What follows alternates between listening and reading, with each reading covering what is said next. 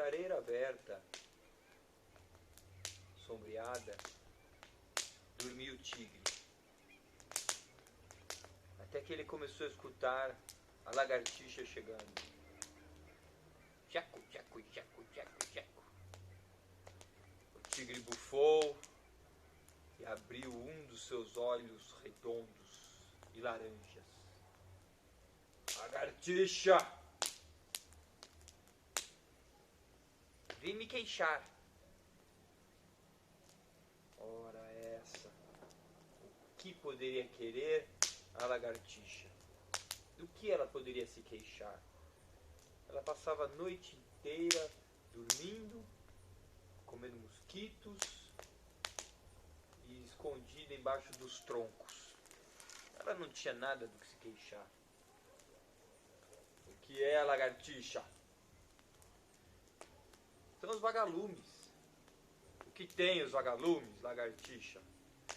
Eles passam a noite inteira piscando e lampejando, hora após hora, dia após dia.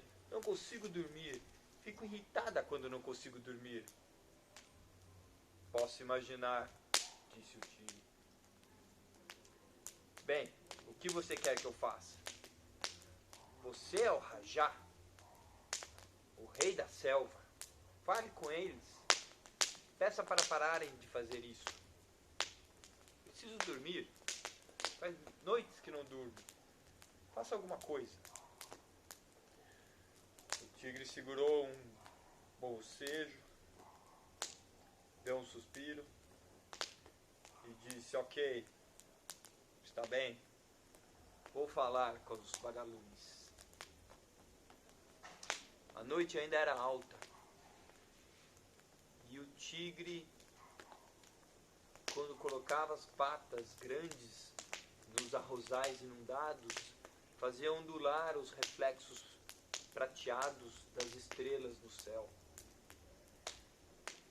Na beirada dos limites dos arrozais, o tigre encontrou os vagalumes. Vagalumes! A lagartixa está reclamando que vocês não param de piscar a noite inteira, é verdade? Ui! É o tigre, o rei da selva. Ora, vamos, vagalumes, apenas respondam a minha pergunta. Vocês ficam perturbando a lagartixa? É verdade que ficamos piscando a noite inteira, mas não estamos perturbando ninguém. Estamos fazendo um trabalho muito importante. Estamos repetindo a mensagem do pica-pau. Pica-pau? Sim, o pica-pau, ele fica a noite inteira tamborilando uma mensagem muito importante. Bom, então vou falar com o pica-pau. Quase na selva, o tigre encontrou o pica-pau. Ratatatatá! Ratatatatá! O tigre se encolheu todo e falou: pica-pau! Por favor, pare um momento.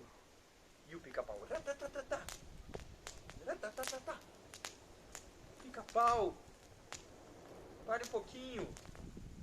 Por que você fica fazendo essa barulheira? O pica-pau parou e olhou lá do alto para o tigre e falou assim: estou mandando uma mensagem muito importante. A culpa é do besouro. Ele fica rolando o esterco pelo caminho. Estou avisando a todos para que ninguém pise no esterco que ele espalha pelo caminho. Ah, então eu preciso falar com o besouro. Não era difícil encontrar o besouro, porque suas costas brilhavam como metal à luz do luar. No meio da trilha, lá estava o besouro. Besouro, que história é essa de rolar essa imundície no meio do caminho?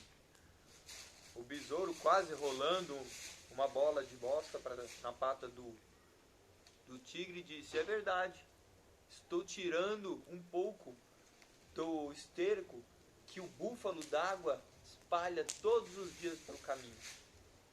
Com licença. E o tigre então teve que levantar a pata para o besouro rolar uma bosta. Ah, Então eu preciso falar com o búfalo. Búfalo! Rugiu o tigre.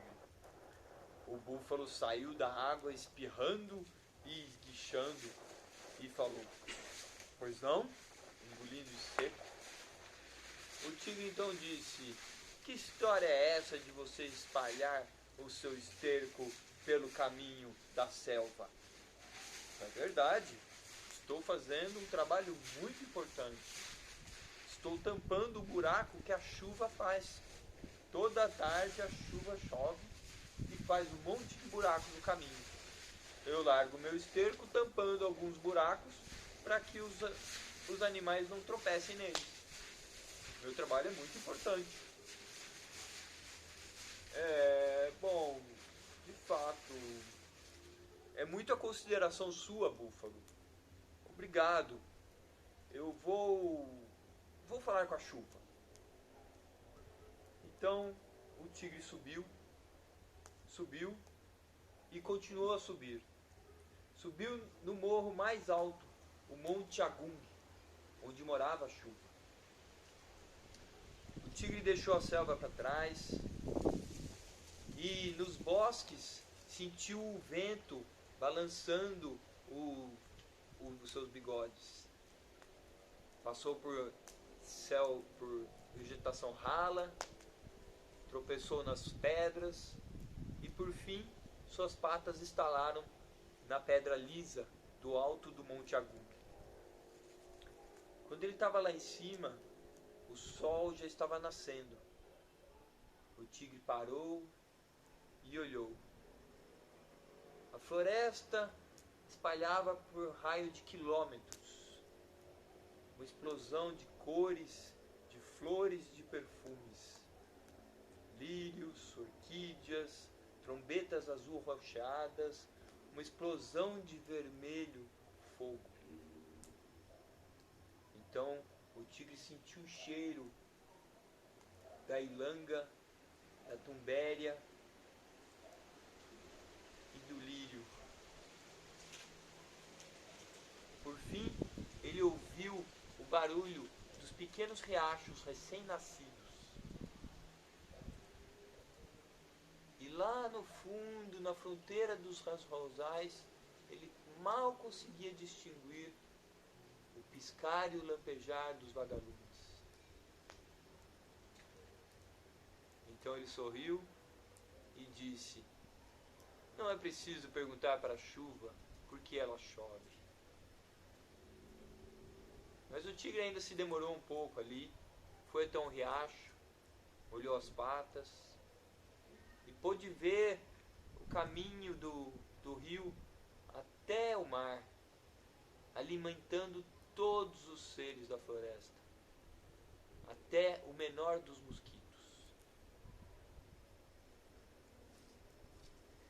Ele ainda bebeu um pouco de água fresca e começou a sua jornada de volta.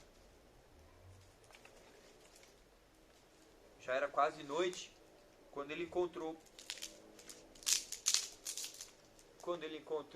a lagartixa. Lagartixa, chamou ele. E a lagartixa falou assim: Estou aqui. Você conseguiu falar com os vagalumes? Sim, lagartixa, eu falei com os vagalumes. Os vagalumes piscam, transmitindo a mensagem do pica-pau. O pica-pau tamborila uma mensagem de que o besouro rola-bosta espalha estrume pelo caminho. O besouro, ele tira o estrume do caminho porque o búfalo joga um monte. Então ele tira um pouco do excesso. E o búfalo, ele joga o esterco para tampar o buraco da água da chuva. E a chuva, ela chove para formar os rios, os riachos e as poças. As poças, lagartixa, onde vivem os mosquitos. E a lagartixa então disse: Quer dizer Quer dizer, lagartixa, que se a chuva não chover, o búfalo não precisa jogar o esterco no caminho, o besouro rola a bosta não precisa tirar um pouco do excesso, o pica-pau não precisa tamborilar a mensagem e os vagalumes não precisam piscar. E aí você vai poder dormir, lagartixa.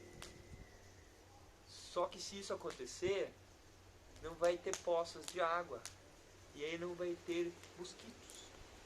Lagartixa, o que você come? Mosquitos. Pois é. Vá e viva em paz com os vagalumes. Porque está tudo interligado. Todos nós estamos interligados. O que um faz, reflete no outro. Vá, descanse e viva em paz com os vagalumes. A lagartixa então foi para baixo de um tronco de árvore e dormiu.